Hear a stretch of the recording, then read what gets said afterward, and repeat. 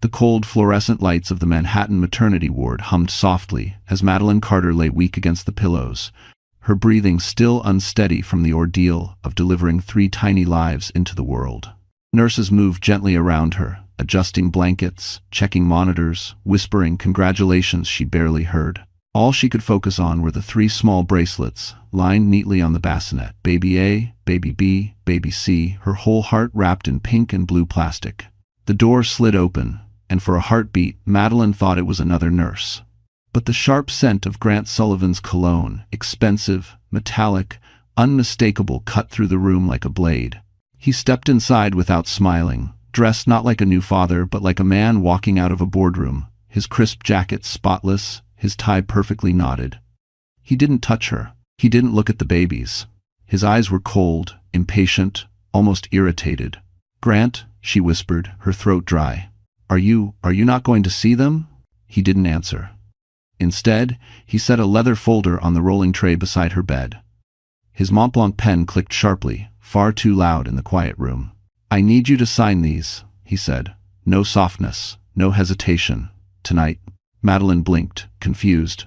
"Sign what? I just gave birth." "Exactly," he said, voice flat. "Which makes this easier. We're done, Madeline. I'm filing for divorce." She thought she misheard. Thought maybe the medication blurred her senses. But the words hit her again, cold, heavy, final. Her chest tightened. "Divorce? Now? Why would you?" Grant didn't flinch. "I can't raise 3 kids. I won't. And I'm not tying my life to someone who can't keep up anymore." Her vision blurred. Not from tears, those would come later, but from shock so deep it felt like her soul cracked. The man she built a home with, the man she trusted with her dreams, was walking away minutes after their children took their first breaths. Outside in the hallway, a nurse paused, sensing the tension. She glanced through the small window on the door, just as Grant leaned closer, lowering his voice. "Sign them, Madeline. You have nothing without me, and you know it." Madeline's fingers trembled against the sheets as she stared at the papers inches from her newborn's bracelets.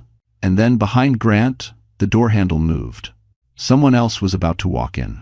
The person pushing the door open wasn't another doctor. It was Nurse Helena, the senior NICU nurse, with 30 years of calm behind her steady gaze.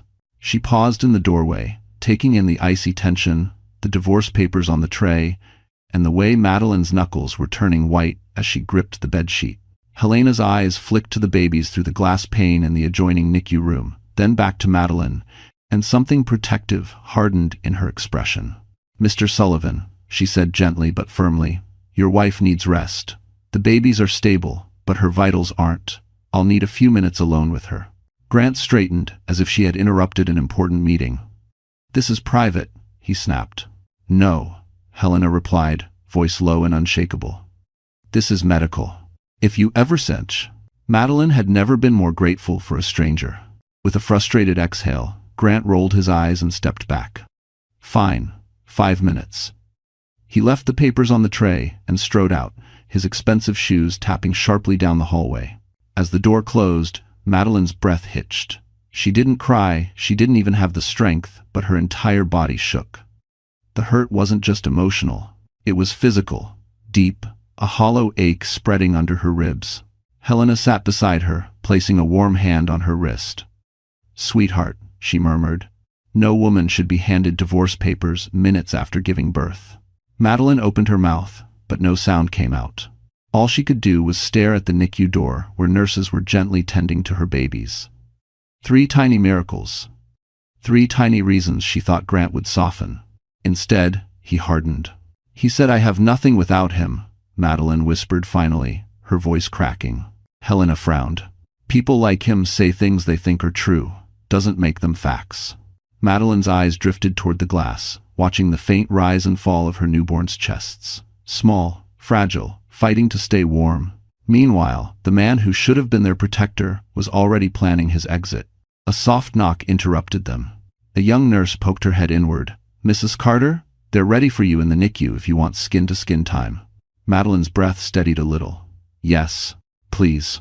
Helena helped her into the wheelchair, moving slowly to avoid the soreness in her abdomen. The hallway was quiet except for the distant beeping of equipment and the muted steps of night shift staff. When they reached the NICU, Madeline's heart clenched. Her babies looked impossibly small, wrapped in soft blankets, surrounded by warm lights and gentle monitors. A nurse carefully placed baby A against her chest. The tiny body relaxed instantly. Madeline exhaled, tears slipping silently down her cheeks. But the moment of peace didn't last. From across the room, through the glass wall, she saw a familiar silhouette, Grant leaning against the hallway window, on his phone. His posture changed, his head tilting, his lips curling into a smile she hadn't seen in months. And then the worst part, he whispered, "I'm here, babe. Just finishing this mess." The nurse closest to Madeline paused mid-charting. She had heard it too. Madeline's stomach twisted. That tone, soft, flirtatious, intimate, wasn't for her. It hadn't been for a long time. Helena's voice hovered behind her. "You deserve better than a man who celebrates your pain." Madeline held her baby a little tighter, breathing through the hurt. She didn't know yet that Grant's phone call wasn't the most painful truth waiting to be uncovered tonight. Because in less than an hour, someone unexpected would arrive at the hospital, and they would change everything. Grant Sullivan's footsteps echoed down the polished corridor, each tap a reminder that he wasn't here as a new father, he was here as a man calculating his next move. After ending the call with that soft, flirtatious tone, he tucked his iPhone into his jacket with the same ease a man might close a business deal. The glow from the hallway windows painted sharp lines on his face, highlighting the cold ambition carved into every feature. He didn't bother looking back at the NICU. He didn't want to see Madeline holding their child, didn't want to face the truth that real responsibility now existed outside his control. Instead, he headed straight for the private waiting lounge reserved for hospital VIPs. Inside, his assistant, Tyler, was already standing beside the sleek glass table, clutching a stack of folders and a silver laptop. "Sir," Tyler said, adjusting his tie nervously. "The PR team is on standby. They want confirmation about the statement." Grant loosened his cufflinks, exhaling with annoyance. "Tell them we proceed. The narrative is, irreconcilable differences worsened by high-risk pregnancy stress. Keep it clean, keep it quiet, make her look unstable, but gently." Tyler swallowed hard. "Madeline just gave birth to triplets, sir. Public sentiment doesn't build empires," Grant snapped. "Control does." "Thanks for watching." He grabbed a bottle of sparkling water from the minibar, twisting it open sharply. This was the Grant everyone in the corporate world feared, the version who wore ruthlessness like a tailored suit. "And Ava?" Tyler asked carefully. "She's asking if she should delete the stories or—" "No," Grant said. "She can keep posting. I want her visible. It'll push Madeline to sign faster." Tyler hesitated. "Sir, Ava is 23.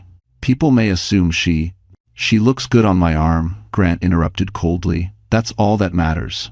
He waved Tyler away, signaling the conversation was over. The assistant rushed out, leaving Grant alone under the soft recessed lights. He checked his reflection in the dark window, hair perfect, posture effortless, expression unreadable. This was the image he worshipped. A powerful CEO who made hard decisions without blinking. Never mind that his children were fighting to stabilize just a few rooms away. He didn't believe in fatherhood. He believed in control.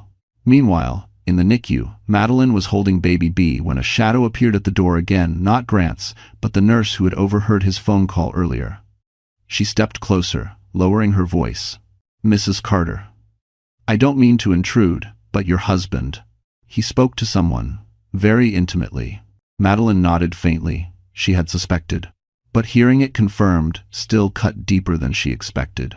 The nurse hesitated. "Men like him think vulnerability is weakness. They don't understand that mothers become stronger after nights like this." Madeline's throat tightened, the truth settling inside her like a quiet fire. Back in the lounge, Grant received another text. The screen lit up with Ava's name beside a photo, her in a sleek red dress, lips pursed, captioned, "Miss you already." He smirked. He didn't know someone else had walked into the hospital's main entrance just minutes earlier. A woman in a tailored coat, holding a leather briefcase embossed with a subtle gold initial, E.W. Eleanor Whitford. The family attorney, and the last person Grant wanted to see. Because Eleanor wasn't here for him. She was here for Madeline. Eleanor Whitford didn't rush when she entered the hospital. She never rushed. Power rarely needed to. Her heels clicked in an even rhythm on the gleaming floor as she moved past the reception desk, the soft light reflecting off her tailored charcoal coat.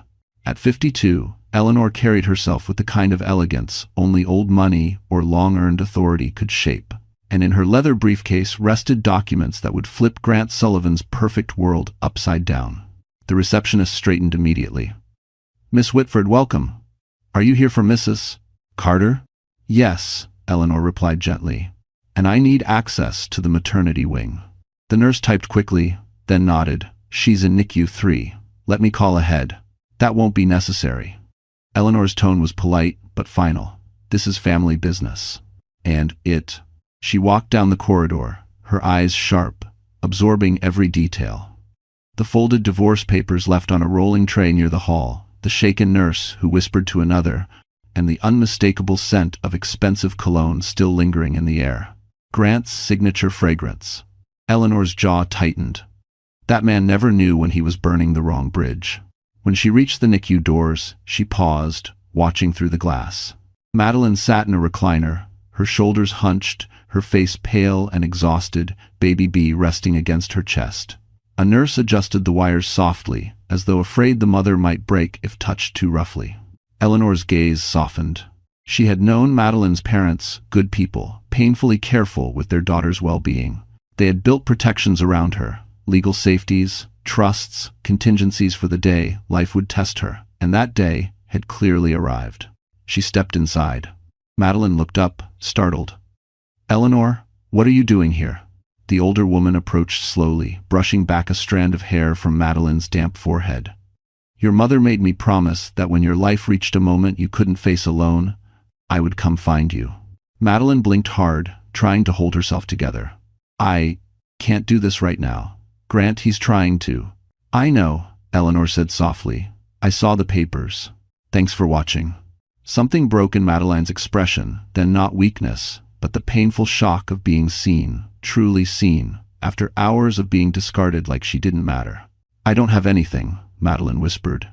He said this house, the land, everything is his. He said, "I'll walk away with nothing."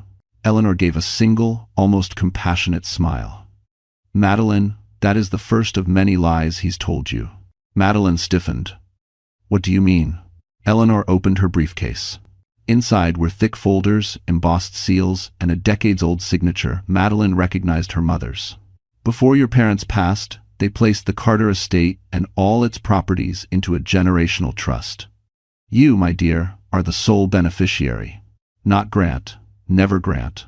Madeline stared, breath caught between disbelief and dawning hope. "You're saying—" Her voice trembled. "The mansion, the land, all of it. Yours," Eleanor finished. "Every acre, every brick." The NICU nurse nearby froze mid-step, stunned. Madeline pressed a shaking hand to her mouth. "Grant doesn't know." "No," Eleanor said, eyes narrowing. "And men like him make very dangerous mistakes when they think a woman has nothing to lose." Just then, footsteps approached quickly from the hallway, loud, impatient, entitled. Grant's voice followed, sharp and irritated. "Where is she? I'm not done." Eleanor's expression didn't change, but her eyes glinted. She turned toward the door, ready for war. Grant hadn't even reached the NICU doors before the temperature in the hallway shifted. Eleanor Whitford stood squarely between him and the room, her posture calm but immovable, like marble carved with purpose. Grant stopped short, irritation flashing across his face. "What are you doing here?" he demanded. Eleanor smiled politely, the kind of smile that always unsettled men like him. "Good evening, Grant. I believe you and I have overdue business." "And was?" Grant scoffed. "I don't do business in hospitals." "No," Eleanor said, "you do divorces in hospitals." The jab pierced, and Grant's jaw tightened. "Move. I need to speak with my wife." Eleanor didn't budge. "You mean the woman you blindsided while she could barely keep her eyes open? The mother of your 3 newborn children?" Grant's voice dropped to a cold whisper. "This is none of your concern." "Oh, but it is," Eleanor replied. "More than you understand. It's Tamagay." Before he could respond, the NICU doors opened, and a nurse wheeled Madeline out carefully. Her face was pale, but her eyes, still red, still exhausted, held a new spark of awareness. Baby A lay against her chest, tiny breaths warming her gown. Grant stepped forward as if nothing had happened. Madeline, we need to finish signing those documents. The sooner we end this cleanly, the better it is for everyone. Everyone. As if she were a problem to eliminate, not a wife of 4 years or the mother of his children. Madeline swallowed hard. I can't talk about this now. You don't have a choice, he said. Eleanor stepped in. Actually, she has every choice. She opened her briefcase and removed a folder embossed with the Carter family seal. Grant, I assume you never bothered to read the terms of the prenup? Or the trust documents? Grant stared at the seal as if seeing it for the first time. What is this supposed to be? Your wake-up call. She handed him a copy of the trust summary. Grant flipped the first page, then the second, his expression shifting from annoyance to confusion, then to something colder, something almost panicked. What is this? He demanded. This says the mansion is part of No, that's not possible. It's entirely possible, Eleanor replied. The Carter estate, including the land surrounding the mansion, the guest house, the gardens, the private lake, and the architectural rights attached to all structures, is not marital property. It belongs solely to Madeline. Grant's face drained of color. Eleanor continued, voice razor-sharp. Your mother-in-law placed it in trust before you even met her daughter. You married into privilege, Grant, not ownership. A very big difference. Grant stepped closer, lowering his voice. You expect me to believe she owns all of it? The land, the mansion? The acreage is 146 acres, Eleanor said calmly. Her parents built generational wealth, not a decorative home. Madeline, clutching the baby, spoke softly. Grant, you told me I'd walk away with nothing. That's because you were supposed to. His voice cracked with the first hint of panic. This changes nothing. I'm still the one providing. You're still the man who left divorce papers on a hospital tray. Eleanor interrupted. And now you'll face the consequences. A nurse pushing a cart slowed down, pretending not to listen, but everyone felt the tension. Grant's eyes darkened, his composure slipping. You think you can take my company?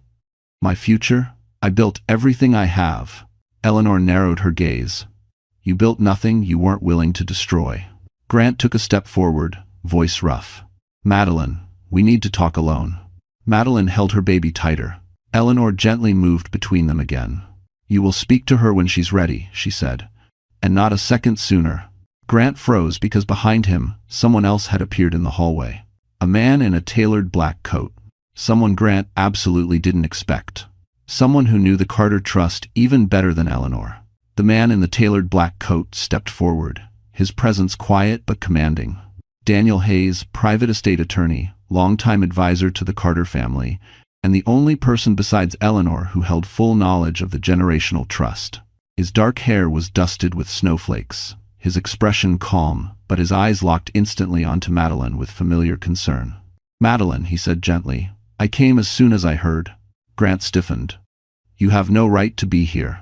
Daniel didn't even look at him. Actually, I have every right. I represent the Carter estate, and Madeline is the sole beneficiary. Which means I'm here for her, no one else. Madeline felt her throat tighten. Daniel had been her parents' lawyer since she was a teenager. He'd attended birthdays, college events, and even her wedding, though Grant barely remembered him. Daniel was steady, always patient, and he had a way of speaking that made complicated things feel survivable. But tonight, she could barely hold herself up. Her legs trembled as the nurse wheeled her back toward her room.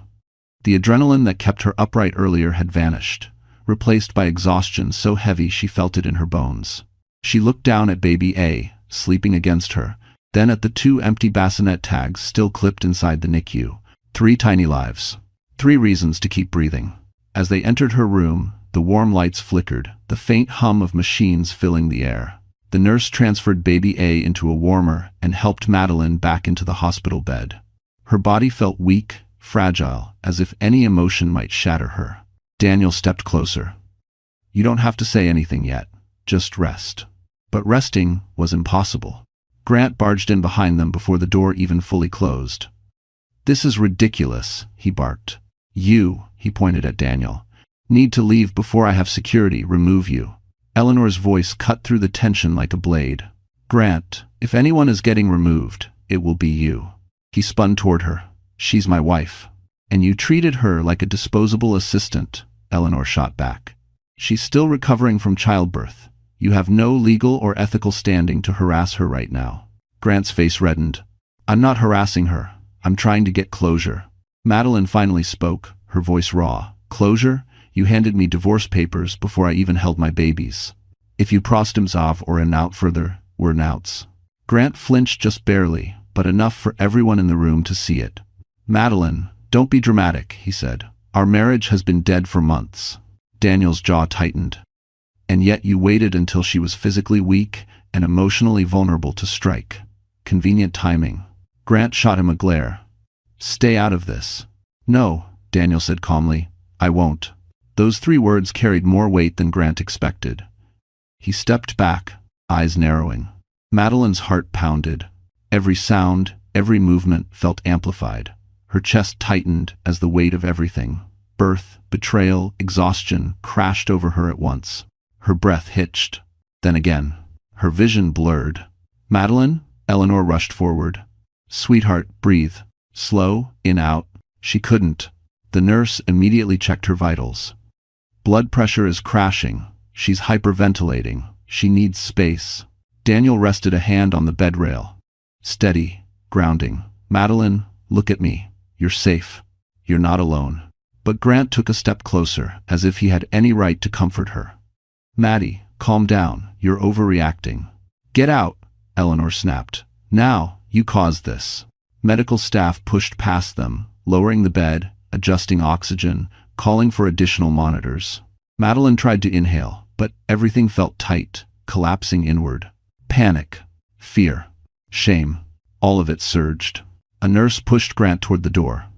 Sir, you need to leave. You're making it worse. Too exable. He resisted. I'm her husband. You're not acting like one, Daniel said sharply. Grant froze. Because deep down, he knew it was true. He stepped back, stunned into silence for the first time all night. Then the overhead speaker chimed, Code Pink. The hospital's alert for infant emergencies. And it was coming from the NICU. Something was wrong with one of the triplets. The hallway outside Madeline's room erupted in motion as nurses sprinted toward the NICU. The overhead speaker repeated the words no new mother should ever hear. Code Pink, NICU. Code Pink, NICU. Madeline's heart dropped. Her breath, already thin and shaky, vanished completely. My baby, which one? She whispered, terrified. The nurse at her bedside squeezed her hand gently. We'll find out in a moment. Stay still, Mrs. Carter. We're monitoring you. But staying still felt impossible. Every cell in her body screamed to get up, run, break through every door until she found her child. Her hand trembled as she reached for Daniel, who stepped closer instantly. It's okay, Daniel said softly. We'll get answers. Grant stood frozen by the door, suddenly pale. Panic flickered in his eyes, not the kind born from love or concern, but from the fear of losing control over a situation he thought he could manage. For the first time since he entered the hospital, he looked unsure. A doctor rushed into the room, still wearing gloves. Mrs. Carter, one of the triplets, is having trouble maintaining oxygen levels. We're stabilizing him now. It's common for premature multiples, but we need you to stay calm. Which baby? Madeline begged. Baby C, the doctor answered. He's responding, but we're monitoring closely. Madeline closed her eyes as a wave of relief and fear crashed together. Baby C. Her smallest one, her fighter. She whispered a silent prayer. Daniel leaned closer. They know what they're doing. He's in the best place possible.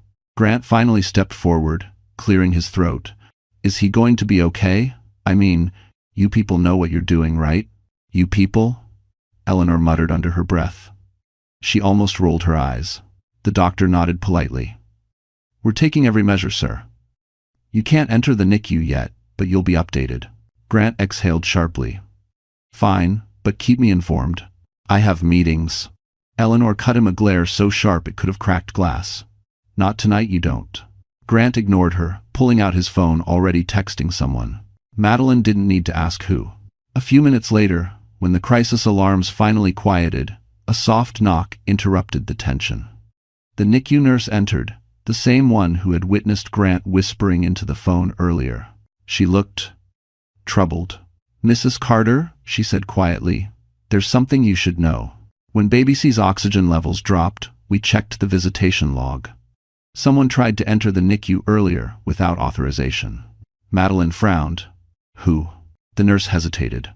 "A young woman, blonde, expensive red coat, said she was family." Eleanor's eyebrows lifted. "Family?"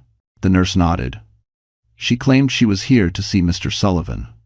Security escorted her out. Madeline froze. Grant stiffened. Daniel's eyes sharpened. "Ava?" The nurse swallowed. "She said she needed to tell him something urgent." Grant stepped forward defensively. "This is ridiculous. Ava wouldn't." "She shouldn't be here at all," Eleanor snapped. "It's a maternity ward." The nurse continued, voice tense. She seemed upset, agitated. She tried to follow one of the pediatric attendants into the NICU hallway. If security hadn't intervened, she might have gotten closer. Madeline's stomach knotted. "Closer? To my babies?" "She never touched them," the nurse assured quickly, "but unauthorized access is taken seriously, especially tonight." Grant ran a hand through his hair, suddenly sweating. She misunderstood. She was just trying to do what? Daniel demanded. "Deliver congratulations? In the middle of the night? At a locked NICU?" Grant clenched his jaw.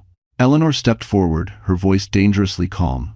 "Madeline, this isn't just about infidelity anymore. It's about safety. Your parents put protections in place for a reason. And tonight proved why." Madeline tried to steady her breath. One hand pressed over her aching chest. Her whole world felt like it was tilting, her child in distress, her husband's lies unraveling, and now his mistress appearing in the one place she never should have been. The nurse hesitated. "One more moment." "There's something else," she added softly. "Ava said she wouldn't leave until she spoke to Mr. Sullivan. She said she had news. And Mastery is not 23. Grant's face drained of color. Daniel's eyes narrowed. Eleanor folded her arms, expression cutting. Madeline stared at her husband, her voice trembling. "Grant, what news?" Grant opened his mouth. But he never got the chance to answer. Security entered the room, asking to speak with him. Two uniformed security officers stepped into the room, their expressions firm but courteous. Behind them, the hallway lights cast long shadows, adding tension to every breath inside the small hospital room.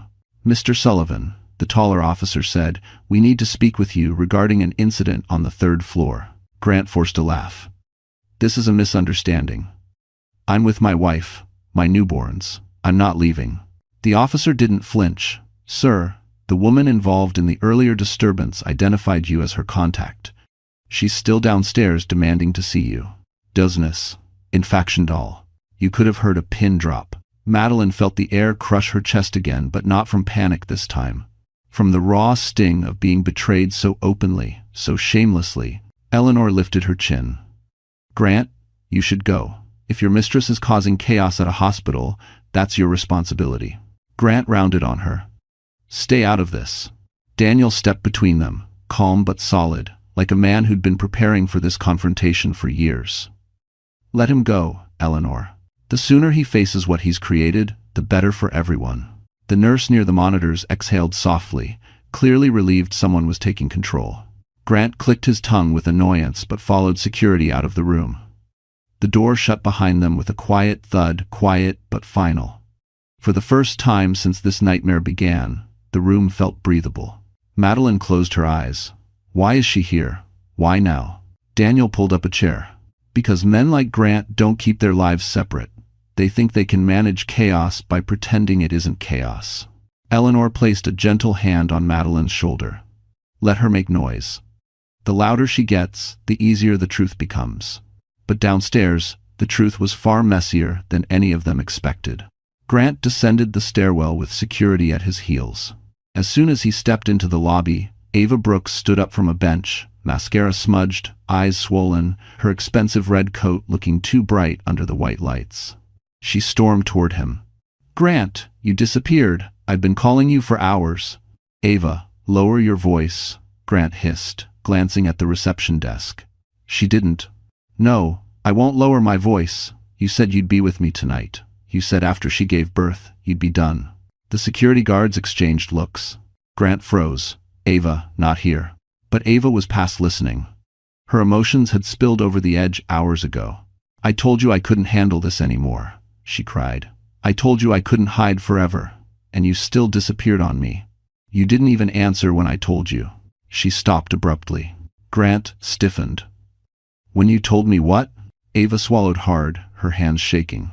"That I'm pregnant." Grant went still, completely still. Upstairs, as if the universe could sense the shift, Baby C's oxygen monitor beeped softly in the NICU, but stabilized a second later, unnoticed in the chaos below. Meanwhile, in her hospital bed, Madeline stared at the door, a strange calm settling over her. Eleanor and Daniel watched her closely as she whispered, "He's hiding something. I can feel it." Back downstairs, the security guard lowered his voice. "Sir, we need to know if this woman is going to continue causing disruption." "And Fortin?" Ava pointed a trembling finger at Grant. "Tell them, Grant. Tell them what you promised. Tell them why you wanted the divorce done tonight." Grant's face twisted. "Ava, stop. Tell them," she repeated, voice cracking, "that you plan to leave her with nothing so you wouldn't have to split anything with either of us." Every head in the lobby turned. Grant's career, his reputation, his entire public image, cracked in one instant. He grabbed Ava's arm. "We're leaving." She yanked away. "Not until you tell them the whole truth." Before Grant could silence her, an elevator dinged behind him. The doors opened, and inside the elevator, standing tall despite exhaustion, was Madeline. She had come downstairs, and she had heard enough. For a moment, the entire hospital lobby fell silent. The soft hum of the overhead lights, the distant ringing of phones, even the shuffle of night shift staff, all of it faded as Madeline stepped out of the elevator. She wasn't strong enough to walk without help. Her body was trembling, her hospital gown hidden beneath a loose cardigan the nurse had thrown over her shoulders. But her eyes were clearer than they had been all night. Grant turned toward her, shock gripping every muscle in his face. "Madeline, you shouldn't be out of bed." She didn't answer him. She didn't need to. Ava stood frozen several feet away, her red coat looking almost garish under the harsh lobby lights. Mascara streaked her cheeks. Her hands were wrapped protectively around her stomach. "Pregnant." Madeline felt the words like cold glass piercing her skin. Daniel rushed forward from the elevator, steadying her by the elbow. Eleanor followed, her posture tall, protective, ready to strike if needed. Madeline's breathing was shallow, but steady. "How long?" she asked quietly, her voice barely above a whisper. Grant blinked. "How long what? How long have you been with her?" His silence was all the answer she needed. Ava's chin quivered. "He told me he was leaving you months ago. He said you two were basically separated." Madeline didn't look at her. Her gaze was fixed on Grant, as if truly seeing him for the first time. "Separation?" Madeline repeated softly. "While I was on bed rest? While I was carrying your children?" Grant stepped forward. "Maddie, listen, this isn't the time. You're emotional. You're exhausted. You don't understand." "Don't," Madeline breathed. "Don't tell me what I understand." People around them, nurses, receptionists, security, tried not to stare, but couldn't look away. The polished marble lobby felt like a stage, and Grant's perfectly controlled image was unraveling in real time. Ava wiped her cheeks. "Grant told me he had nothing, that everything he has is tied to the company. He said he needed a clean break with you to protect his future. Our future." Madeline's heart twisted because that part at least was true. Grant had always loved his future more than his family. Eleanor stepped forward then, her voice sharp as a blade. "Miss Brooks, you should know, the mansion you've been hoping to decorate, the land you thought you'd inherit, none of it belongs to him. It never did." Ava frowned. "What are you talking about?" Grant's eyes flashed panic, the first real crack in his polished armor. "Eleanor, stay out of..." She cut him off. "Your lover here built fantasies based on assets he doesn't control. Assets that legally belong to Madeline." Ava's gaze whipped toward Grant. "What? You said you told me..." "I told you what you needed to hear," Grant snapped. "We'll deal with the trust later." Daniel let out a cold laugh. "There is no later." Grant turned on him. "And who the hell do you think you are?" Daniel stepped forward, unflinching. "I'm the attorney who manages the trust your wife owns. The trust you tried to manipulate without understanding a single clause inside it." Gasps echoed softly through the lobby. Ava staggered backward. "You used me." "I didn't, Ava. You need to calm down," Grant muttered. "Calm down?" she screamed. "I jeopardized my job for you. I changed my whole life for you. And now you're telling me everything you promised was a lie?" Grant reached for her, but she jerked her hand away, as if his touch burned. Madeline closed her eyes not because she couldn't bear to watch, but because she finally no longer needed to. The truth was laid bare. Grant was exactly who she feared, and worse. Security stepped closer, unsure if the situation would escalate again. Daniel leaned toward Madeline. "Let's take you back upstairs. You shouldn't be on your feet." Ade and Serge. She nodded, tears threatening but not falling. Before they could turn, a small voice from behind whispered, "Mrs. Carter?" It was the NICU nurse, her face pale, her hands trembling. "There's another issue with baby C. You need to come now." The elevator ride back to the NICU felt unbearably slow. Every second dragged like wet sand. Madeline clutched the railing with trembling fingers, her knees weak, her heart beating in panicked, uneven bursts. Daniel stood beside her, steady and calm, while Eleanor pressed the door close button repeatedly, as though she could bend steel with urgency alone. When the elevator doors opened, the hallway outside the NICU radiated cold fluorescent light. A doctor waited there. Dr. Abrams, the neonatologist with the soft voice and sharp eyes. Tonight, though, his face looked heavier. "Mrs. Carter," he said gently, "baby C had another drop in oxygen saturation.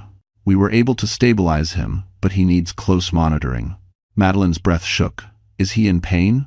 "No," Dr. Abrams reassured, "but he is struggling a bit more than his siblings.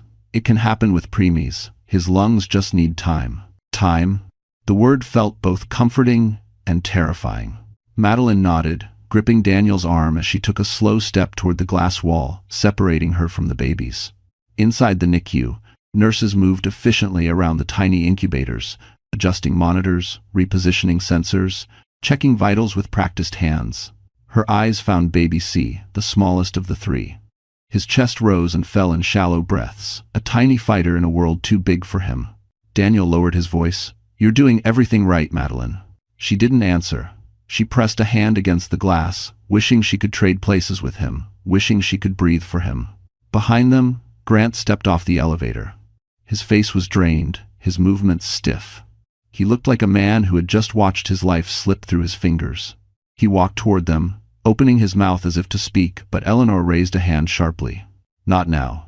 Grant stopped, swallowing hard. "He's my son." "For once," Eleanor said, "act like it. And that means silence." Grant exhaled shakily, something resembling genuine fear flickering in his eyes. It struck Madeline then almost painfully that he wasn't afraid of losing baby C. He was afraid of losing control. A nurse stepped out of the NICU. "Mrs. Carter, you can come inside for skin to skin. Only you." Madeline nodded, wiping her eyes. The nurse held the door open, and warm, sterile air enveloped her as she stepped inside. The rhythmic beeping of monitors filled her ears as she approached the incubator. The nurse lifted baby C carefully, placing him against Madeline's bare chest. The baby let out a small sigh, a whisper of life, settling into her warmth. Madeline inhaled deeply. "I'm here, sweetheart. Mama's here." His tiny fingers curled against her skin. And for the first time that night, she felt something fierce ignite inside her, an instinct older than fear. A mother's vow she wasn't going to break. She wasn't going to let anyone, Grant, Ava, or any storm he created touch her baby's futures. She pressed a kiss against her son's forehead. "You're going to be okay," she whispered. "We're going to be okay." Outside the glass, Daniel watched her with a quiet ache in his eyes. Eleanor stood beside him, arms crossed but expression softened. Even the nurse paused, visibly moved. Grant, however, stood farther back, his shoulders tense, his jaw clenched, his eyes darting, calculating, uncertain, crumbling. He had spent years believing he could control everything, his company, his narrative, his image, even his marriage. But what stood before him now was something he couldn't manipulate. A mother holding her child, a woman finding her strength, a life he no longer belonged to.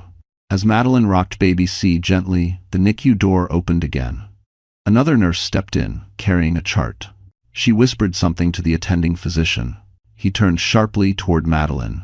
"Mrs. Carter," he said, voice tight, urgent, We have a new concern. It's about baby A. And a Devon. 3S. 2. For a split second, Madeline couldn't process the doctor's words. Baby A? Another concern? Her heart, already fragile, squeezed so hard her breath caught. The nurse hovering near the incubator motioned gently. Mrs. Carter, let me help you place baby C back. We need to check baby A's vitals urgently. Madeline nodded, her hands shaking as she kissed baby C's forehead before the nurse lifted him away with practiced care. The absence of his warmth against her chest hit harder than she expected. She moved toward baby A's incubator, her legs unsteady. The monitors blinked rapidly, a cluster of numbers she didn't understand but instinctively feared. Dr. Abrams stepped closer. Baby A's heart rate became irregular during the last reading. We're performing additional tests. It may be a benign flutter, but we need to act quickly. Madeline pressed her hand to the plexiglass.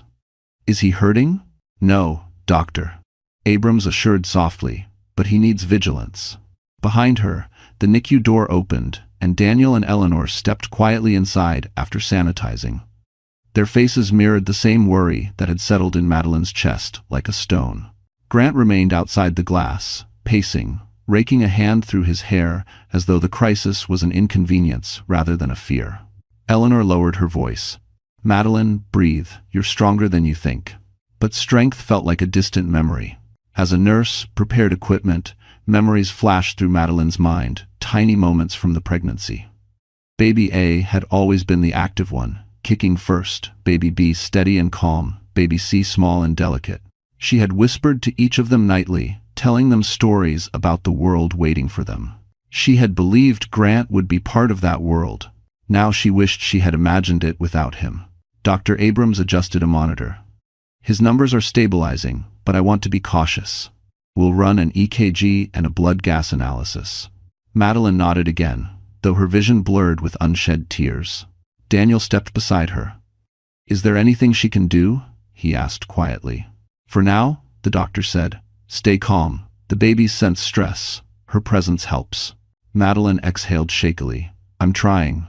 We know, Daniel said. Eleanor placed a steadying hand on her back. You're not alone. Your children aren't alone. 2040. Across the glass, Grant suddenly slammed his palm against the window, startling several nurses. How long is this going to take? Can someone explain what's happening?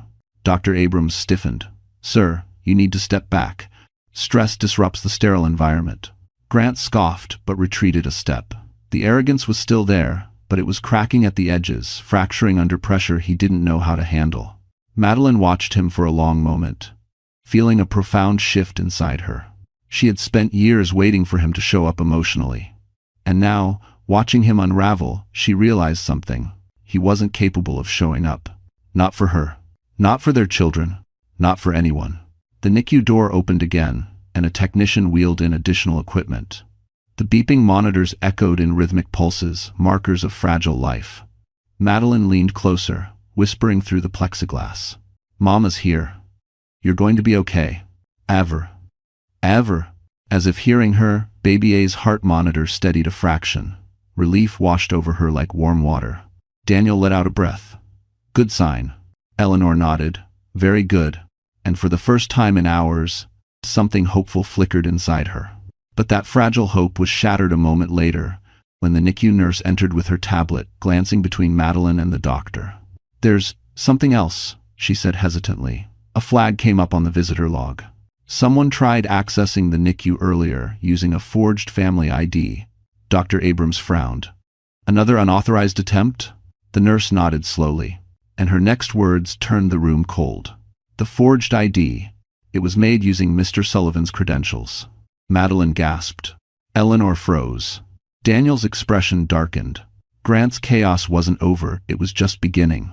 For a moment, the room felt frozen. The nurse's words hung in the air like icy fog. A forged entry badge. Made using Grant Sullivan's credentials. Used by someone trying to get into the NICU. Madeline felt her stomach twist. Why would someone do that? Why would they use his ID? No one answered immediately. Daniel's voice came first, calm, but edged with steel. Because whoever forged it believed Grant had the authority and the access. Eleanor's eyes sharpened. And because Grant has been reckless with the people he lets into his life.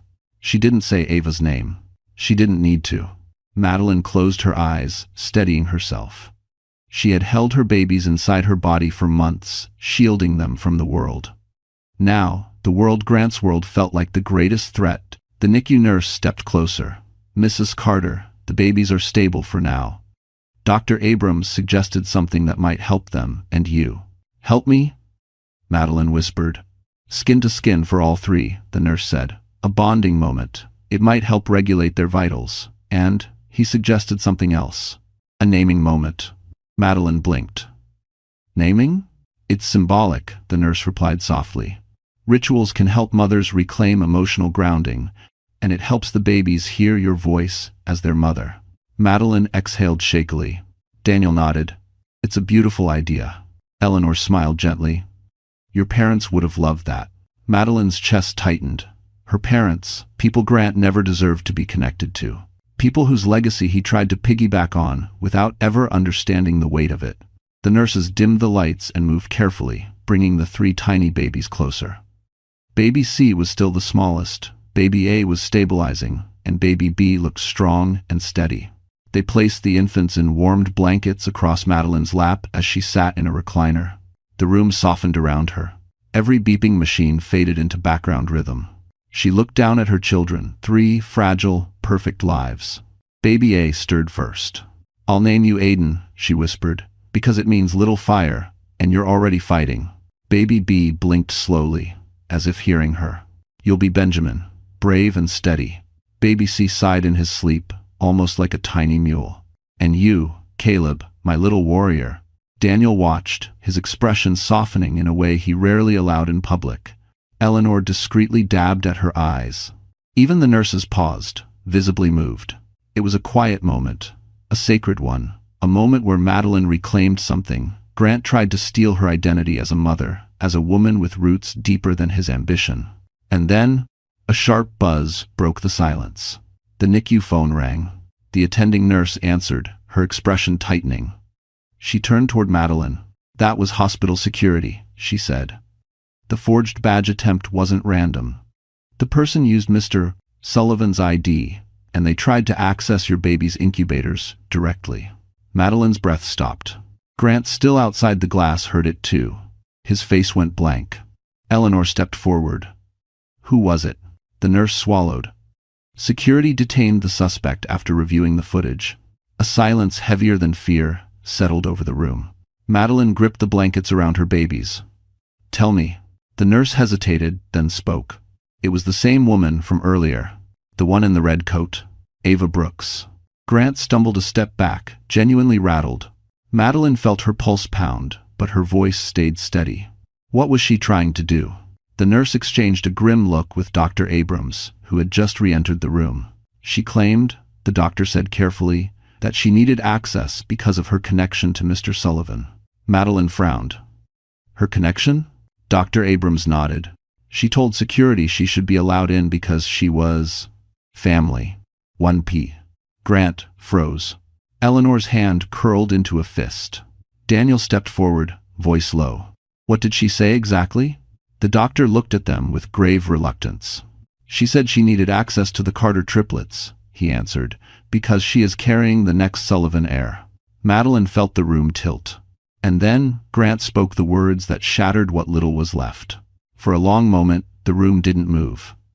Not the nurses, not the monitors, not even the air.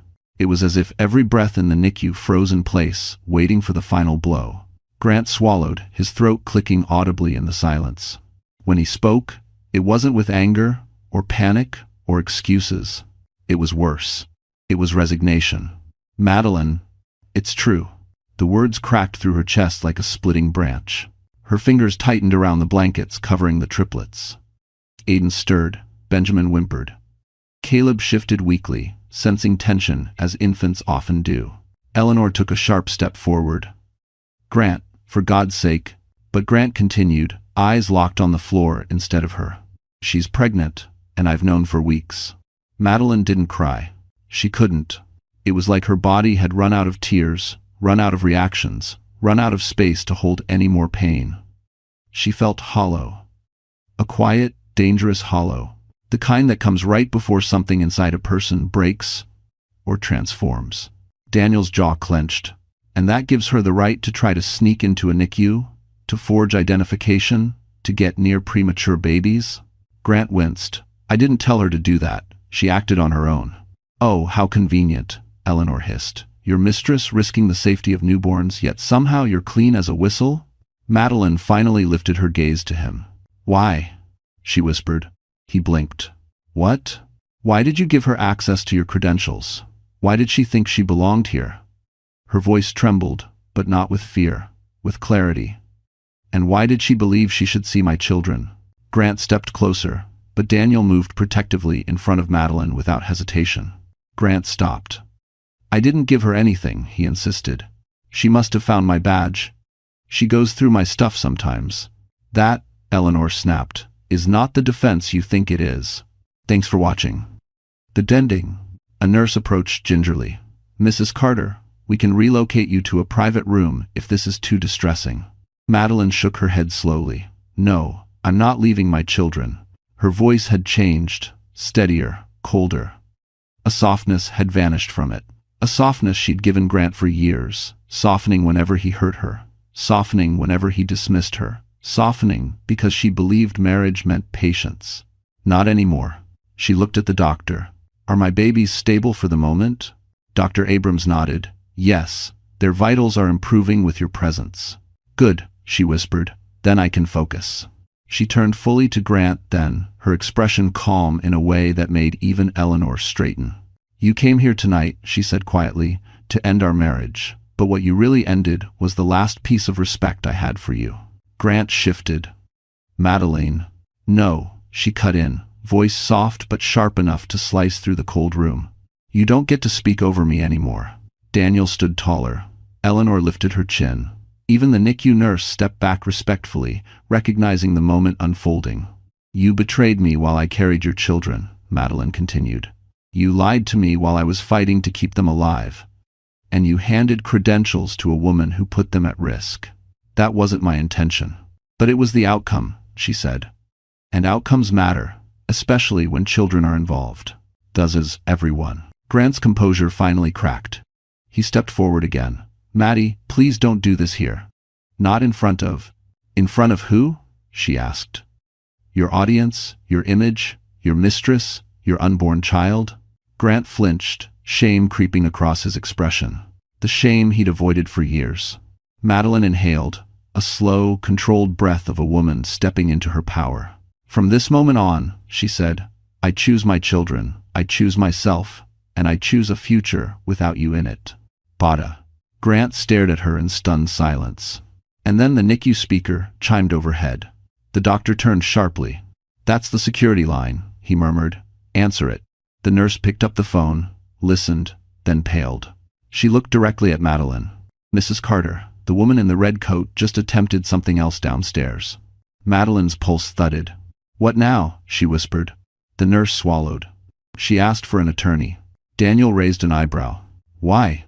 The nurse hesitated. She said she needed one, because she's ready to confess. Everything.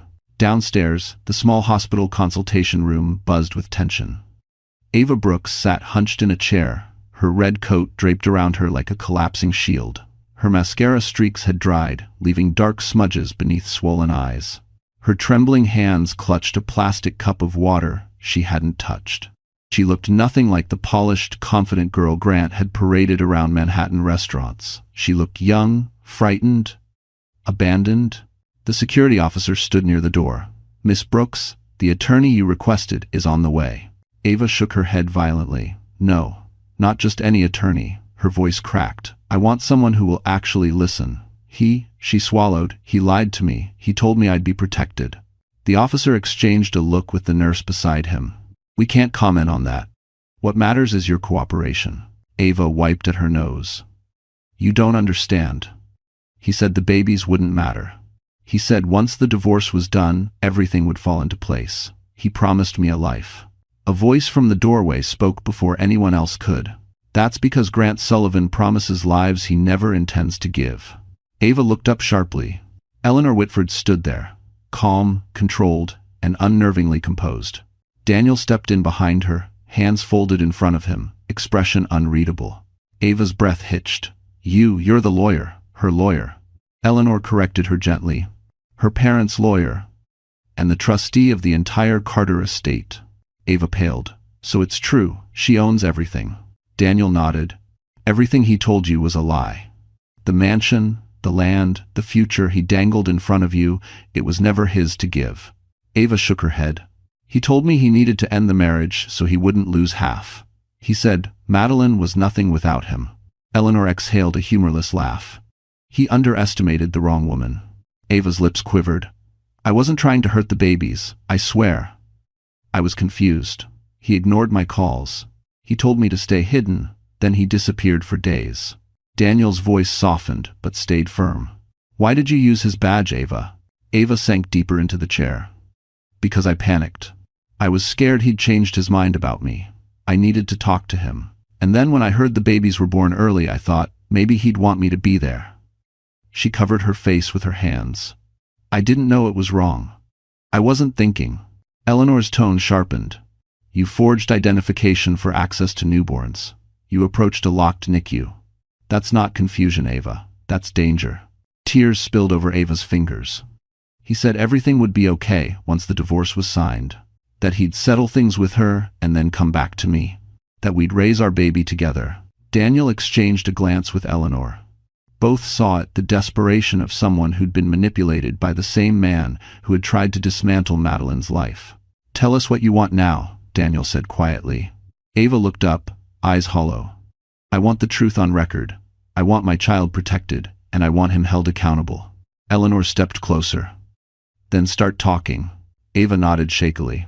Grant told me to get rid of anything that could tie him to me before the divorce. Messages, photos, transfers. He said his company couldn't take another scandal.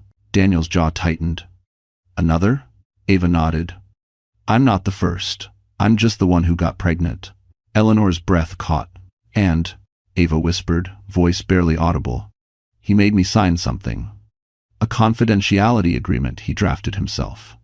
I didn't understand it, but he said if I didn't sign it, he'd leave me. And one. Daniel inhaled sharply. Do you still have it? Ava nodded slowly. In my bag. Eleanor motioned to the security guard. We'll need to collect that. Ava's hands trembled as she reached into her purse, pulling out a crumpled envelope. There's something else. Something you should know. Eleanor leaned forward. Tell us. Ava's voice cracked. Grant told me. He didn't want the triplets. He said once the divorce was finalized, he'd find a way to challenge custody. He said he'd make sure she looked unstable. Daniel's expression turned to ice. Eleanor's eyes darkened. Before anyone could react, the intercom crackled overhead. Miss Whitford, Mr. Hayes' NICU requests your immediate return. Ava swallowed again, shaking. What happened now? She whispered. Eleanor exchanged a look with Daniel, her voice tight. Something's wrong upstairs. By the time Eleanor and Daniel rushed back to the NICU floor, the tension in the hallway had thickened like fog. Madeline sat in a recliner near the glass wall, cradling Benjamin and humming softly an unsteady lullaby born from pure instinct. Aiden and Caleb rested in warmers beside her, their vitals stable but fragile. The attending nurse approached Eleanor quietly. The babies are okay, she whispered, but Mrs. Carter's blood pressure spiked again. We need the room calm. Daniel exhaled in relief. Good. But Eleanor noticed Madeline's hands trembling, fragile, exhausted, yet steady enough to hold her son's. The sight only hardened her resolve. Behind them, Grant stood pressed against the far wall, pacing. His hair was disheveled, his tie askew, his face paling with every passing minute. He looked less like a CEO and more like a man watching a tower he built collapse floor by floor. And collapse it did. A hospital administrator approached cautiously. Mr. Sullivan, there's a call for you from your company's internal audit team. They said it's urgent. Grant blinked. Audit team? What audit team? It's nearly midnight. They said you'll want to hear it. Grant snatched the phone and stepped into a corner. Eleanor folded her arms. Let's see how long he keeps pretending he has control. Daniel nodded. His board must have sensed the PR smoke already. In the NICU, Madeline looked up warily. What's happening now? Eleanor knelt beside her. Just the world catching up to reality, sweetheart. While Grant barked into the phone, Daniel leaned closer. If Ava's confession is as thorough as she claims, the board will act fast. They can't afford liabilities. Madeline swallowed. I'm tired of everything collapsing around me. Eleanor took her hand. Sometimes things collapse, so new foundations can be built. You survived the hardest part, now the consequences fall on the right shoulders. There the balance. Grant's voice suddenly rose, sharp and desperate. That's not possible. Check the transfers again. Those funds were pre-approved. Daniel's eyes darkened. There it is. A nurse looked over, startled. What's happening to him? Eleanor answered softly. His empire is cracking. Grant slammed the phone against his palm. No, this is a mistake. He turned toward them, his face a twisted blend of fear and fury. Did you know about this? Did your precious trust trigger this? Daniel stepped forward. Your audit issues aren't because of the trust. They're because of you. Grant advanced, jaw clenched. You think you know everything? You think you're the hero in this story? No, Daniel replied calmly. But you're definitely the villain. Grant lunged, but a security guard intercepted, grabbing his arm firmly. Sir, you need to keep your distance. Get off me, Grant roared. This is all her fault. She turned the company against me. Madeline's voice, though soft, cut through the chaos. You did that all by yourself. He spun toward her. Her eyes, exhausted, bloodshot, but unwavering, held a strength she didn't have hours ago. You betrayed your vows. You endangered your children. You lied to everyone who trusted you. And you're still blaming me. Grant opened his mouth to speak, but the elevator dinged sharply. Everyone turned as the doors opened. A group of 3 people stepped out, 2 men in tailored suits and a woman holding a briefcase. Corporate. Clean. Unforgiving. The lead man approached Grant. Mr. Sullivan, we're from the Board Oversight Committee. We've been trying to reach you. Grant stiffened.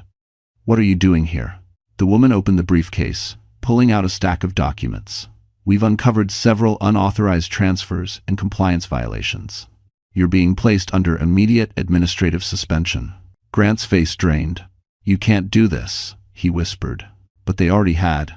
Eleanor's eyes narrowed with quiet satisfaction. Madeline held her babies a little closer. Grant staggered back, breath unsteady, his empire spiraling in freefall. Then the board representative added, We also need to discuss the confidential agreement involving Miss Brooks.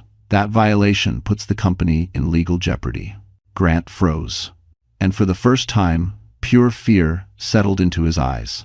Because he realized the next consequence would not be about money. 2 days later, the hospital finally discharged the triplets into a special care home program. Madeline was still weak, walking slowly with the help of a nurse as Daniel and Eleanor handled paperwork. The winter air outside Manhattan General cut sharp against her cheeks as she was helped into Daniel's car, a black Mercedes S-Class. He drove rarely, only on important matters. Today, qualified, she wasn't going back to an apartment. She wasn't going back to anywhere Grant had ever touched. She was going home, the Carter mansion. When the car turned into the long, gated driveway, Madeline exhaled shakily. The mansion rose like a quiet piece of history, stone walls covered in winter ivy, arched windows glowing gold from interior lamps, snow dusting the roof. Her childhood home, a place Grant had always treated like a trophy, never understanding it was sanctuary. But there, in the courtyard, Grant stood waiting, hands shoved into his coat pockets. Eyes dark, jaw clenched, like a man preparing for battle. Daniel pulled to a stop. Stay in the car, he told her. No, Madeline said quietly. I need to face this. She stepped out slowly, careful with her fresh incisions, while Eleanor carried the babies inside. Aiden grumbled weakly. Benjamin whimpered. Caleb slept. Grant's gaze stayed fixed on Madeline. This is my home too, he said, voice low.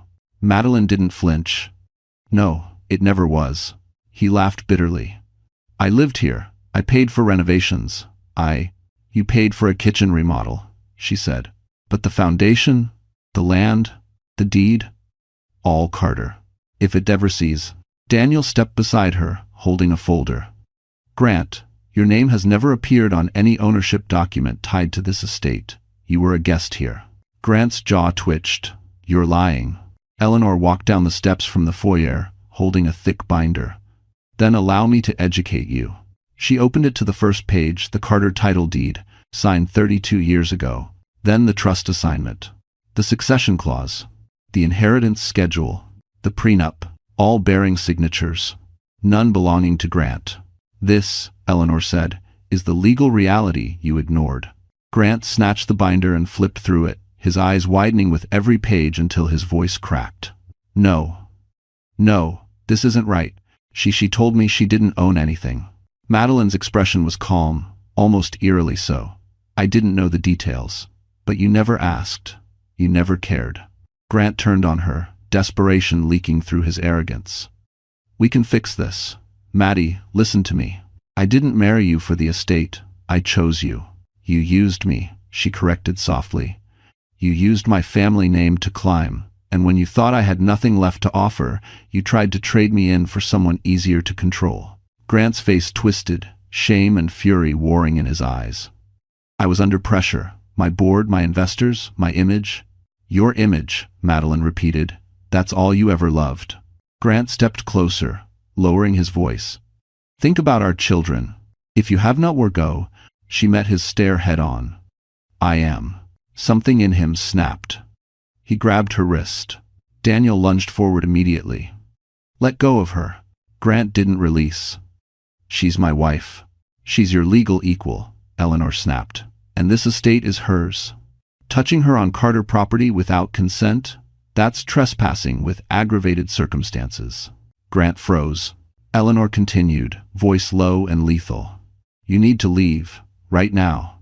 18. Grant looked around wildly mansion behind him, consequences closing in, the life he built slipping like sand through his fists. You can't just erase me, he whispered. Madeline inhaled slowly. I'm not erasing you, Grant. You did that yourself. Daniel stepped forward, holding a legal notice. By the way, this is a temporary restraining order. Effective immediately. You're barred from this estate and from contacting Madeline until further review. Grant staggered back, eyes wide. No, you can't. Madeline, please. But then, a black SUV turned into the driveway. Corporate-styled. Heavy, unmarked. Grant's face blanched. Daniel exhaled. I was wondering when they'd arrive. Madeline frowned. Who is it? Eleanor's lips tightened. The federal compliance team, she said. Grant's knees almost buckled. They weren't here for Madeline. They were here for him. The SUV doors swung open with a weighty finality. 3 federal compliance officers stepped out, wearing dark coats and purposeful expressions. Their presence alone shifted the air. Snow crunched under their polished shoes as they moved toward the courtyard. Grant instinctively backed away. No, this can't be happening. The lead officer lifted a badge. Mr. Grant Sullivan? Grant didn't answer, his throat had locked. This is regarding multiple irregularities flagged during your company's annual compliance review, the officer continued. We've been trying to reach you for 72 hours. Grant's jaw worked open and closed. That's a misunderstanding. My team is handling it. Your team, the officer said evenly, has turned over evidence suggesting otherwise. Grant stared blankly. Daniel folded his hands behind his back, calm and observant. Eleanor remained still as a statue, watching every detail. The officer pulled out a sealed folder. We have concerns about unauthorized transfers, internal manipulation of investor reports, and a confidentiality agreement drafted outside legal oversight. Grant blanched. That's internal business, not federal regulation.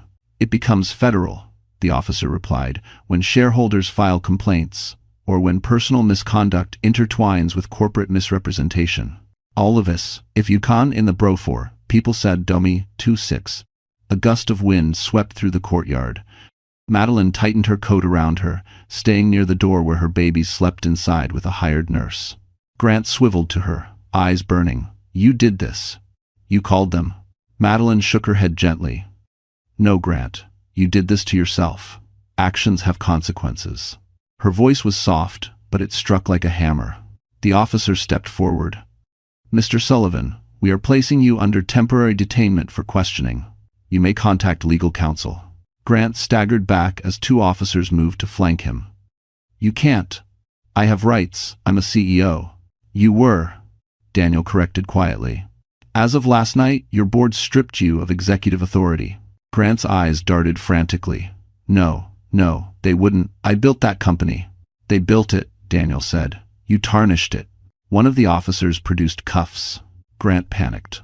Wait, I have a pregnant partner. Ava needs me. She's unstable. She might hurt herself. Eleanor stepped forward, arms crossed. Then perhaps you shouldn't have left her alone in that consultation room while your world burned. Grant's voice cracked. Madeline, please help me. You know I'm not a bad person. Madeline looked at him for a long moment. This was the man she once loved. The man she defended to her parents. The man she trusted with her future. But trust had an expiration date. I hope, she whispered, you learn who you really are. Grant's face crumpled, not from remorse, but from fear of losing everything. The officers moved in. Metal clicked. Grant Sullivan, the man who once strutted down Park Avenue believing he could bend the world to his image, was led toward the SUV with his hands restrained. But just before he was placed inside, he twisted his head toward Madeline. This isn't over, he snarled. Daniel stepped protectively between them. Yes, Grant, it is. The officers guided him into the vehicle. Snow fell heavier. The courtyard turned quiet. Inside the mansion, the babies stirred softly as the hired nurse rocked them near the fireplace. Warmth filled the air, gentle, safe, untouched by the chaos outside. Madeline stood at the threshold, watching the SUV roll down the driveway. Not triumph, not revenge. Just closure. Eleanor touched her arm. He can't hurt you anymore. Madeline nodded slowly. I know. Beaver him. And enivrum after his word. Daniel added quietly, now you can rebuild. She exhaled deeply, as if releasing years of weight she'd never put down. But as the SUV disappeared through the gates, a second car, a sleek black sedan, turned in. Daniel frowned. We're not expecting anyone. The sedan rolled to a stop. A man in a navy coat stepped out, holding an envelope. He wasn't corporate. He wasn't federal. He wasn't family. Madeline's heart skipped. The man lifted his gaze, scanning until he found her. Mrs. Carter? I'm here on behalf of your late parents' estate. There's something they left for you. Something urgent. The man in the navy coat approached slowly across the snowy courtyard, his polished shoes leaving crisp footprints behind him. Madeline instinctively held the doorframe for support, still healing, still exhausted, but steady enough to face whatever this was. He bowed his head respectfully. My name is Charles Whitmore. I'm with Whitmore and Pierce, your parents' estate attorneys. It is ominous. Eleanor stiffened. I know that firm. They only handle high-level legacy cases. Charles nodded. Correct, and one of those legacies belongs to Mrs. Carter. Madeline's pulse quickened. My parents left something else? Something I didn't know about? He offered her the sealed envelope, thick, ivory paper, embossed with the Carter family crest, a symbol she hadn't seen since she was a teenager. This was to be delivered only after the birth of your first child, Charles said gently. And only once your parents' trustee, he glanced at Eleanor, confirmed your safety. Eleanor inhaled sharply. Your parents planned this far ahead? They planned for everything, Charles replied softly. They were careful people. Madeline took the envelope with trembling hands. Her chest tightened not from fear, but from the ache of missing them. Her parents had died years ago in an accident, and yet here they were, reaching out across time. Charles continued, There's also a second item locked in my car. I'll retrieve it once you've read the letter. Daniel stepped beside her. Do you want to sit? Madeline nodded. He guided her into the grand foyer, where warm light spilled across the hardwood floors and her babies slept peacefully in their bassinets. The mansion felt alive again, not with Grant's cold ambition, but with something gentler. An echo of family, of love. Madeline broke the seal. Her mother's handwriting swept across the page, elegant, graceful, familiar. My sweet girl, if you are reading this, you are a mother now. The words blurred instantly. Tears welled not from heartbreak, but from the overwhelming weight of love she could feel in each stroke of ink. We knew life would test you. We feared the wrong man might try to take what wasn't his to claim. So we built protections, not because we didn't trust you, but because we wanted your future children safe. Your heart is soft, Maddie. Too soft for men who mistake gentleness for weakness. Madeline pressed a shaking hand to her mouth. Eleanor looked away, blinking rapidly. Daniel swallowed hard. She read on. We left something for you. Something that will make rebuilding your life easier. Something that belonged to your grandparents, then to us. Something meant for you and your children, never for anyone who tries to stand on your shoulders. Use it well. Use it bravely. And know we love you, always. The final line broke her. Your mother, Elizabeth Carter. Madeline folded the letter against her chest and sobbed quiet, trembling sobs she'd been holding back for days. Daniel knelt beside her, steady and patient. Eleanor placed a gentle hand on her back. When she finally inhaled again, Charles cleared his throat. There's one more thing. He stepped back outside and returned, carrying a long, narrow case, heavy, beautiful, metallic edges polished to a shine. This belonged to your father, he said. He wanted you to have it when you became a parent. Madeline opened the case slowly. Inside lay a sleek Mont Blanc fountain pen, engraved with the Carter crest, and beneath it, a thin stack of documents. Daniel unfolded them carefully. His eyes widened. Madeline, he whispered, your parents, they left you a controlling share in the Whitford Carter land group. Eleanor gasped. That's one of the largest private land holdings in the state. Eslo. Madeline stared at the papers, breathless. She had gone from abandoned to the most powerful version of herself she had ever imagined. But before she could speak, her phone buzzed. She glanced at the screen. A text from an unknown number. I know where Grant is. And you need to hear what he's planning. Madeline's heart dropped.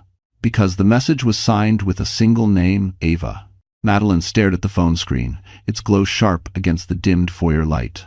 Ava's name felt like a shard of glass rolling across her palm, dangerous, unpredictable, but impossible to ignore. Daniel stepped closer. What is it? Madeline lifted the phone so he and Eleanor could see. Ava. She says she knows where Grant is, and what he's planning. Eleanor's expression darkened. That girl has caused enough damage. But she may also be the only one who can stop him, Madeline whispered. Charles Whitmore, still standing respectfully near the door, tilted his head. Do you want security present while you respond? Madeline shook her head. I'll call her. She reached out for a reason. Her hands trembled not with fear, but with the weight of everything she'd become responsible for. She dialed. The phone rang once, twice, a rustling sound. Then Ava's voice came through, thin, shaky, terrified. Madeline, are you alone? No, Madeline answered carefully. But you're safe. Talk to me. A quiet sob crackled through the speaker. I shouldn't be calling you. I know I shouldn't. But Grant, he's not thinking straight. He feels cornered. Eleanor scoffed. Good. Ava swallowed audibly. You don't understand. He's blaming you for everything, losing his job, the investigation, the board turning on him. He thinks you set him up. Madeline stiffened. I didn't. He destroyed himself. I know, Ava whispered, but he doesn't see it that way. He said he had one move left. Daniel stepped closer. Where is he? Ava hesitated. At his brother's lake house outside Terrytown. But that's not the problem. What is? Madeline pressed. Ava inhaled shakily. He took documents from his office before the board suspended him. Real ones. Files with signatures, transfers, projections, things that make him look innocent. Daniel's eye narrowed. He's going to fabricate a defense.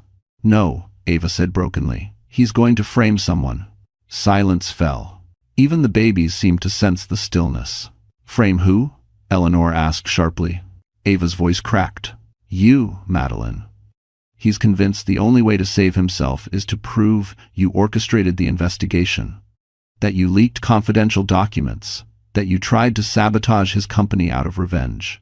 Madeline felt her breath catch painfully. That's insanity. He's not rational, Ava whispered. He's angry, desperate. He said he'd ruin you before you ruined him. End quote. Daniel's jaw clenched. He's done enough. Ava's voice broke again. That's why I'm calling. Because I realized something. He doesn't love me. He never did. He just used me. And when things went bad, he left me to handle everything alone. Madeline's tone softened. Ava, I'm sorry. Ava sobbed harder. I didn't want to hurt your babies. I really didn't. I was confused. Lost. I didn't know who to trust. Eleanor's voice cooled, but wasn't unkind.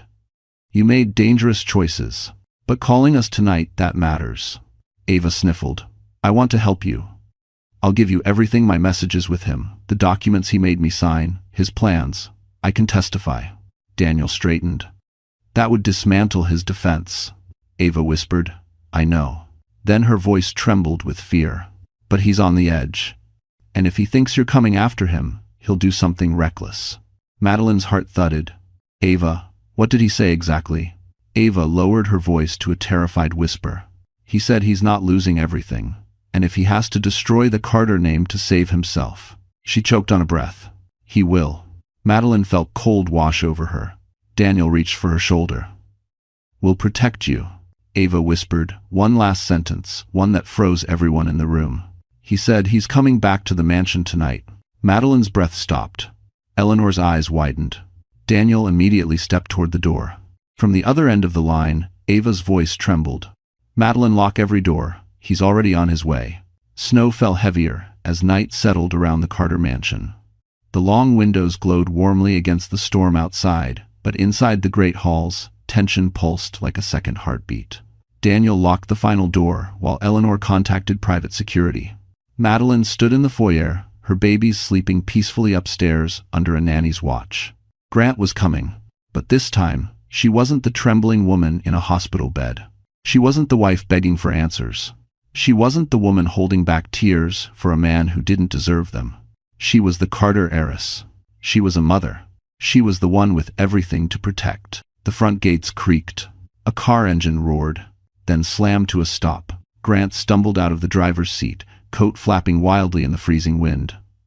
Rage twisted his expression, the kind born from a lifetime of entitlement finally denied. He marched toward the front steps. Daniel stepped forward. That's far enough. Grant shoved him aside. I'm speaking to my wife. Madeline moved into view, calm as winter air. I'm not your wife anymore. He froze, thrown off balance by her steadiness. We're not done. Yes, she said softly, we are. T41. Endofrescence. Grant pointed a trembling finger at her. You think this house, this legacy makes you better than me? No, Madeline replied. But it makes you irrelevant. Grant laughed, a broken, manic sound. I built everything. You were nothing without me. Eleanor stepped beside her, arms crossed. And yet, here you stand, yelling on property that never belonged to you, after being removed from the very company you claimed to build. Grant's breathing turned ragged. I know what you're doing, trying to take my kids from me. Madeline's voice remained calm. You abandoned them the minute they entered this world. Grant lunged, but Daniel intercepted, gripping his arm firmly. You lay one finger on her, and you'll see consequences far worse than suspension. Grant jerked free. You think the law is on your side? A new voice answered from the doorway. It is. Everyone turned. 2 uniformed officers and a legal marshal stood at the entrance. The marshal lifted a folder. Mr. Sullivan, we have a court order based on new testimony and evidence provided by Miss Ava Brooks. Grant's face went ashen. She confessed, the marshal continued, everything, including the forged documents, your attempt to tamper with secured hospital areas, and your intent to falsify corporate records. Grant shook his head frantically. She lied to save herself. Her statements are supported by timestamps, text messages, and internal logs. The marshal replied, Sir, you are being taken into custody pending further charges. Grant backed away, desperate, unhinged. Madeline, please, don't let them take me. Think of the babies.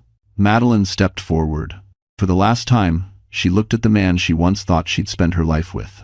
You should have thought of them, she whispered, before you betrayed them. Grant reached for her. But the officers were faster. They pulled him back, cuffed his wrists, and escorted him down the steps toward the waiting vehicle. Snow swirled around him, muffling his angry shouts until the car doors slammed shut. Silence settled. Real, peaceful silence. Daniel exhaled. It's over. Eleanor placed a hand on Madeline's shoulder. You protected your family. Your parents would be proud. Madeline's throat tightened. I hope so. Daniel looked at her gently. What happens now? Madeline lifted her gaze toward the grand staircase, where her 3 newborn sons slept safely in their nursery. Now, she said softly, I build a life they'll never have to recover from. She stepped into the warm light of the mansion, not as a woman surviving heartbreak, but as a woman stepping into her own legacy. Behind her, the great doors of the Carter estate closed with a quiet, final certainty. And for the first time in a long time, she was free. And just like that, our story comes to a close. You're still here with me, right? If you've made it all the way to this moment, then something in this journey touched your heart in a way only real stories can. And maybe, just maybe, it reminded you of something important about your own strength. Life will test us, sometimes with people we trusted, sometimes with storms we never saw coming. But as Marcus Aurelius once wrote, the impediment to action advances action. What stands in the way becomes the way. Madeline's pain didn't end her, it shaped her. It brought her back to herself. And that's something each of us can carry. The truth that we are stronger than the moments that try to break us. If this story made you feel something, anger, hope, healing, or even just a quiet moment of reflection, then don't leave silently. Show some love, hit the like button, share this video with someone who needs strength today, and subscribe so you won't miss the stories that remind us who we can become. You matter more than you think. And your story, just like Madeline's, is still being written.